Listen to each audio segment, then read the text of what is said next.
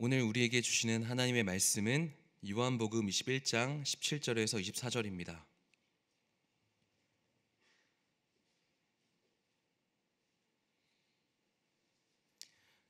요한복음 21장 17절에서 24절 말씀입니다. 함께 읽겠습니다.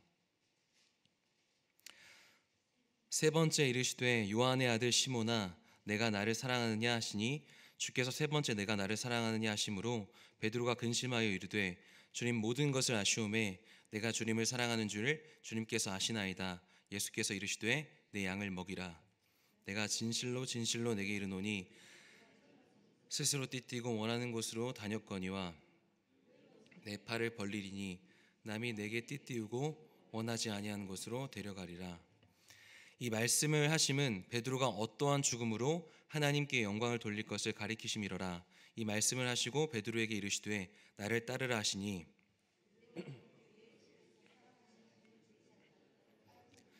그는 만찬석에서 예수의 품에 의지하여 주님을 파는 자가 누구오니까 묻던 자더라. 이에 베드로가 그를 보고 예수께 여짜오되 주님 이 사람은 어떻게 되겠사옵나이까? 예수께서 이르시되 내가 올 때까지 그를 머물게 하고자 할지라도 내게 무슨 상관이냐? 너는 나를 따르라 하시더라. 이 말씀이 형제들에게 나가서 그 제자는 죽지 아니하겠다 하였으나 예수의 말씀은 그가 죽지 않겠다 하신 것이 아니라 내가 올 때까지 그를 머물게 하고자 할지라도 내게 무슨 상관이냐 하신 것이로라. 함께 읽겠습니다. 이 일들을 증언하고 이 사람이라 우리는 그의 증언이 참된 줄 아노라. 아멘. 아멘. 요한복음은 분량으로 보면 21장까지의 내용이지만 사실상 20장에서 요한복음 전체 내용을 마무리하고 있습니다. 요한복음 20장의 마지막 절인 요한복음 20장 31절 말씀을 보면 요한복음의 기록 목적이 나와 있는데요. 20장 31절 말씀을 제가 읽어보겠습니다. 오직 이것을 기록함은 너희로 예수께서 하나님의 아들 그리스도이심을 믿게 하려 하며 또 너희로 믿고 그 이름을 힘입어 생명을 얻게 하려 함이니라. 아멘. 여러분, 그렇다면 우린 여기서 질문이 생깁니다. 분명히 요한복음 20장 31절 말씀을 통해서 요한복음의 전체적인 내용이 마무리되었음에도 불구하고 왜 저자인 사도 요한은 21장 내용을 추가했을까? 요한복음 20장에서 분명히 예수님의 부활이 등장했고 제자들은 부활하신 예수님을 만났습니다. 그래서 그 유명한 도마의 고백, 못 자국 난 예수님의 손을 보고 나의 주님이시요 나의 하나님이십니다 라는 위대한 고백이 이미 나왔습니다. 그런데 마치 21장은 이미 결말이 난 영화 가운데 부록처럼 등장하는 듯한 느낌이 듭니다. 이미 요한복음 20장으로 예수님이 어떤 분인지, 그분을 왜 믿어야 하는지 충분히 설명했음에도 불구하고 21장이 부록처럼 등장하는 이유는, 다시 말해서 21장이 오늘날 저와 여러분에게 말씀하고 있는 핵심은 예수 그리스도의 부활을 믿는 증인된 우리들이 어떻게 살아야 하는가입니다. 즉 그렇게 주님의 부활을 목격한 제자들이 이제 무엇을 하며 어떻게 살아가야 하는지를 보여주는 게 요한복음 21장의 역할이라는 것입니다. 그렇다면 요한복음 21장을 통해 알 수 있는 예수님의 부활을 믿는 신자, 무엇보다 그리스도를 따르는 제자인 우리가 살아야 하는 삶은 무엇일까요? 그것은 바로 예수님을 사랑하는 자리에 서는 것입니다. 17절 말씀을 한번 읽겠습니다. 세 번째 이르시되 요한의 아들 시몬아 내가 나를 사랑하느냐 하시니 주께서 세 번째 내가 나를 사랑하느냐 하심으로 베드로가 근심하여 이르되 주님 모든 것을 아시오매 내가 주님을 사랑하는 줄을 아시나이다. 예수께서 이르시되 내 양을 먹이라. 예수님의 세 번의 질문으로 유명한 본문인데요.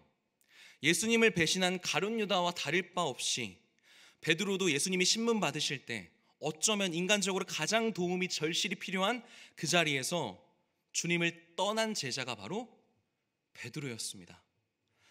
사실 베드로는 다른 제자들 다 떠나도 자신만큼은 절대로 예수님을 떠나지 않겠다고, 차라리 주님과 함께 죽겠다고 호언장담했던 제자였습니다.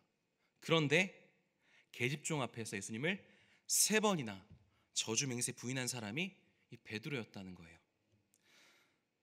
전 사실 무슨 일이 있어도 주님을 떠나지 않겠다는, 주와 함께 죽는 자리에까지 서겠다는 베드로의 고백이 저는 진심이었다고 생각합니다.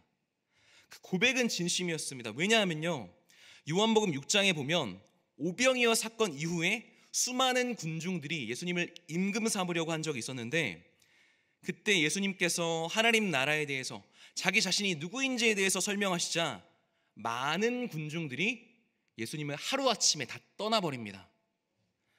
그때 주님이 뒤돌아보면서 제자들에게 질문하시죠. 너희도 나를 떠나려느냐? 그때 베드로가 뭐라고 말합니까? 주여, 영생의 말씀이 주께 있사오니 우리가 누구에게로 가오리까?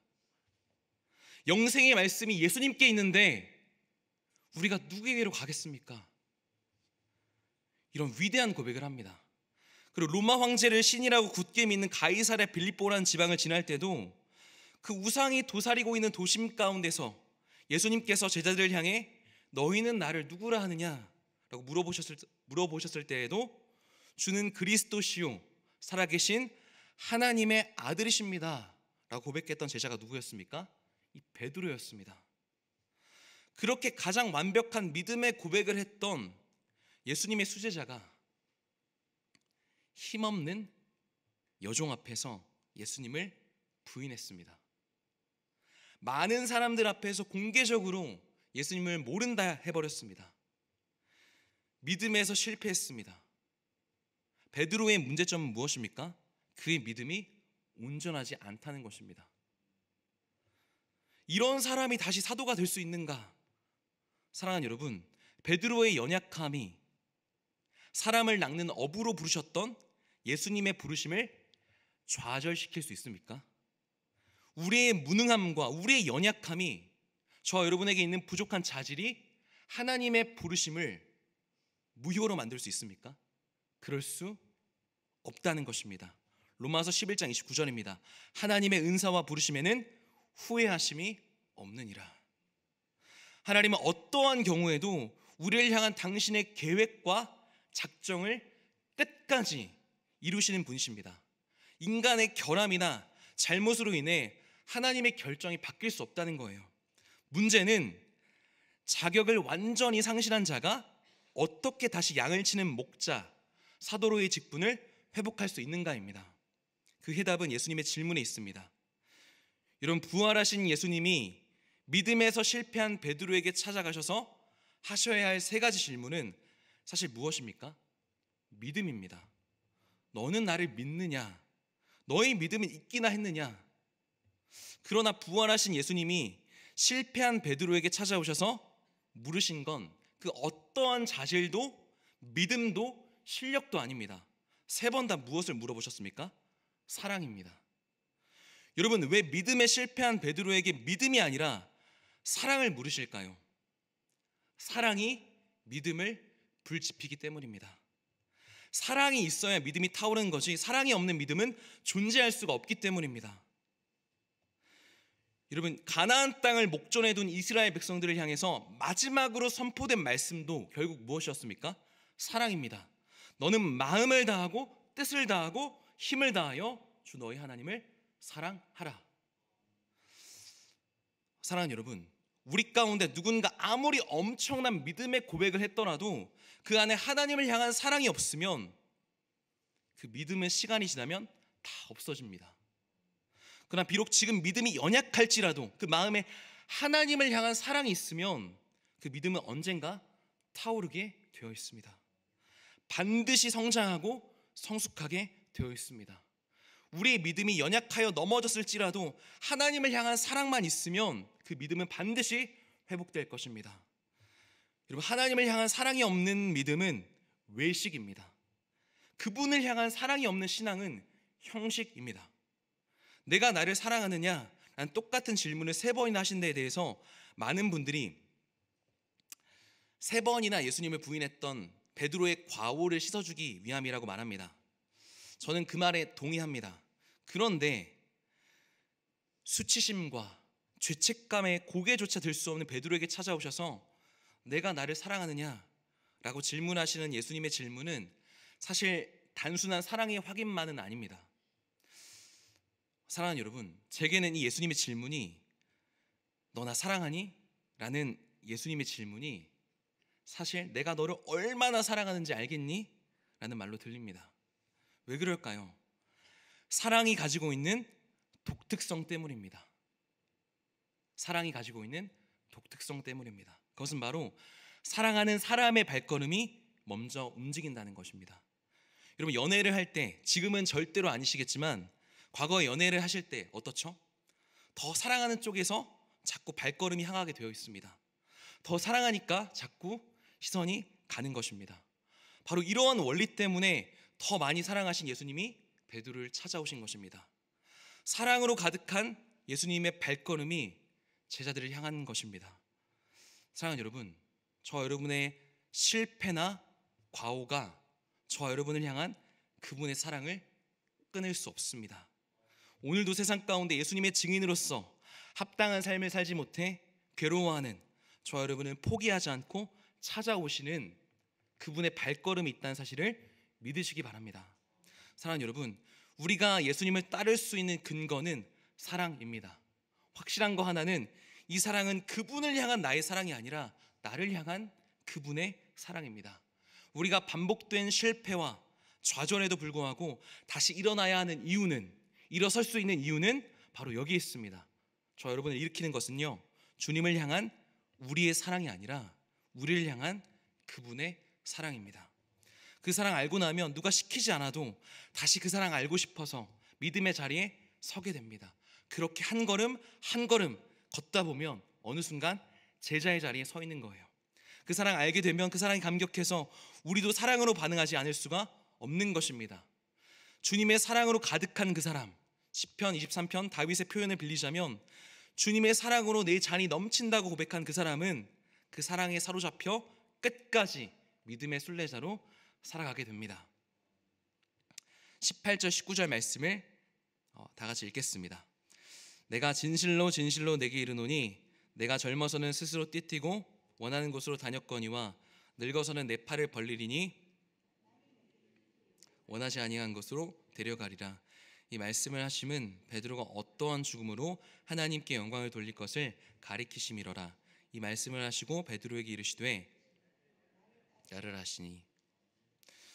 여러분, 이 말씀은 베드로의 죽음에 대한 예언입니다. 잘 아시는 것처럼 베드로는 나중에 로마 네로 황제의 기독교 대박해 때 십자가에 거꾸로 매달려 순교합니다. 베드로는 자신을 포기하지 않고 찾아오시는 그 사랑, 주 안에 담겨있는 그 보물을 포기할 수가 없어서 위대한 예수 그리스도의 사도로 자신의 인생을 던지게 된 것입니다. 그런데 이렇게 베드로가 다시 예수님의 제자이자 사도로 회복되려는 그 순간에 베드로의 시선이 다시 한 번 더 다른 곳으로 이탈합니다. 20절과 21절 말씀을 다시 한 번 더 읽겠습니다. 20절 21절 말씀입니다. 베드로가 돌이켜 예수께서 사랑하시는 그 제자가 따라오는 것을 보니 그는 만찬석에서 예수의 품에 의지하여 주님을 파는 자가 누구오니까 묻던 자더라. 이에 베드로가 그를 보고 예수께 여짜오되 주님, 이 사람은 어떻게 되겠사옵나이까? 여기서 옆에 있는 다른 제자, 예수께서 사랑하시는 그 제자는 사도 요한을 가리킵니다. 요한복음의 저자 사도 요한의 자존감이 매우 높지 않습니까? 사랑하시는 그 제자. 아무튼 베드로는 갑자기 문득 다른 생각이 들었는데, 내가 죽음으로 하나님께 영광을 돌린다면 이 요한은 어떻게 될 것인가 하는 궁금증이 생겼습니다. 베드로의 심중에 내가 죽음으로 하나님께 영광을 돌린다면 이 요한은 어떻게 쓰임받을 것인가와 같은 인간적인 비교의식이 자리 잡고 있었던 것입니다. 이에 대한 예수님의 대답은 무엇입니까? 22절입니다. 예수께서 이르시되 내가 올 때까지 그를 머물게 하고자 할지라도 내게 무슨 상관이냐? 너는 나를 따르라 하시더라. 요한은 앞으로 어떻게 쓰임받을지 궁금해하는 베드로의 궁금증에 대한 예수님의 대답은 무엇이었습니까? 네가 무슨 상관이냐 였습니다. 여러분, 그렇다면 사도 요한이 왜 이 사건을 요한복음 결말 부분에 언급하고 있을까요? 아마 당시 교회 공동체 상황을 보면 사랑이 동기가 아닌 다른 동기에 의한 헌신이 교회 가운데 자리를 굳히고 진실한 믿음의 고백보다는 그냥 교회 공동체 조직의 일원이 되는 것을 교인의 조건으로 생각하는 현상 때문이었을 것입니다. 그래서 다른 사람과 비교하고 사람들로부터 인정받기를 원하는 풍토, 진실한 믿음의 고백이 아닌 직분을 따내기 위한 헌신이 자리 잡고 있는 교회 공동체를 향해 서로 비교하지 말라는 것입니다. 각자를 향한 부르심과 계획이 다 다르다는 것입니다. 베드로는 베드로의 부르심이 있고 요한은 요한의 부르심이 있습니다. 베드로는 네로 황제의 박해 때 실제로 순교했지만 요한은 생존해 있으면서 그 박해 가운데 날마다 작은 순교의 삶을, 미분된 순교의 삶을 살아내야 했습니다. 각자 부르심의 모양은 달랐지만 확실한 것은 베드로를 향한 부르심이나 요한을 향한 부르심이나 그리고 오늘날을 살아가는 저와 여러분을 향한 부르심이 가지고 있는 공통점이 있다는 것입니다. 그것은 무엇입니까? 세상을 이기는 부르심이라는 것입니다. 세상에서 이기는 부르심이 아니라 세상을 이기는 부르심입니다. 세상에서 다른 사람을 이기는 부르심, 다른 사람보다 세상 가운데서 높아지는, 경쟁 가운데 높은 자리에 올라가는 부르심이 아니라 그것이 승리라고 말하는 세상을 거슬러 하나님 나라의 백성으로서 십자가 복음의 능력을 붙들고 세상을 이기는 그 부르심입니다. 그 부르심이 믿음의 자리에서 이탈한 저 여러분을 다시 부르고 계십니다. 말씀을 정리합니다. 부활하신 예수님께서 찾아오셔서 베드로에게 질문하신 건 다른 게 아닙니다. 그의 잘못에 대해서, 그의 과오에 대해서 왜 그랬냐고 따지거나 앞으로 잘할 수 있겠냐라는 다짐을 받아내는 게 아니라 사랑을 물어보십니다. 내가 나를 사랑하느냐? 그래서 사도 바울은 고린도전서 13장에서 영원한 것 세 가지, 믿음, 소망, 사랑이라고 말하고 그중 제일은 뭐라고 말했습니까? 사랑이라고 말했는지 모르겠습니다. 이렇게 사랑을 궁금해하시고 물어보시는 예수님의 질문 이면에 우리가 정말로 집중하고 바라봐야 할 것은 포기하지 않고 찾아오시는 그분의 발걸음입니다. 그 발걸음, 그 주님의 시선이 저 여러분에게 알려주는 건 사랑을 물어보시는 예수님 안에 넘쳐 흐르는 저 여러분을 향한 사랑입니다. 그분의 사랑입니다. 사랑하는 여러분, 오늘 하루 우리의 사랑을 확인하고 싶어 하시는 예수님 앞에 그동안 형식적으로 했던 고백이 아니라 마지못해 습관적으로 내뱉었던 그런 가벼운 고백이 아니라 그분 안에 가득하다 못해 넘쳐 흐르는 그 사랑을 먼저 발견하게 되시기를 축복합니다. 마지막으로 그 사랑에 붙들림 받은 위대한 사도의 고백이 저와 여러분의 고백되길 소망하면서 말씀 하나 읽고 설교를 마치려고 합니다. 갈라디아서 2장 20절입니다. 내가 그리스도와 함께 십자가에 못 박혔나니 그런즉 이제는 내가 사는 것이 아니요 오직 내 안에 그리스도께서 사시는 것이라. 이제 내가 육체 가운데 사는 것은 나를 사랑하사 나를 위하여 자기 몸을 버리신 하나님의 아들을 믿는 믿음 안에서 사는 것이라. 기도하겠습니다. 아버지 하나님, 감사와 찬양을 올려드립니다. 복된 새날을 허락하여 주시고 그리스도의 몸된 교회에 모여 영과 진리로 예배하게 하시니 감사합니다. 하나님, 우리의 의지가 아니라 하나님의 의지로 이 자리에 나왔고 나를 향한 하나님을 향한 나의 사랑이 아니라 나를 향한 하나님의 사랑 때문에 이 자리에 있음을 고백합니다. 형식적인 종교적 열심을 뒤로하고 우리의 사랑을 확인하길 원하시는 주님 앞에 사랑을 드리길 원합니다. 그래서 제자들의 삶을 인도하셨던 것처럼 자녀인 우리들의 인생을 인도하여 주옵소서.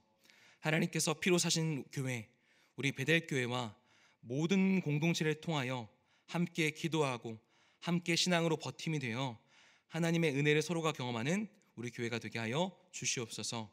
앞서 이끄신 담임 목사님의 영역을 강건케 하시고 성령의 충만한 은혜를 늘 더하여 주시옵소서. 우리들의 삶이 하나님께 영광과 기쁨이 되기를 소망하오며 거룩하신 예수 그리스도의 이름으로 기도하옵나이다. 아멘.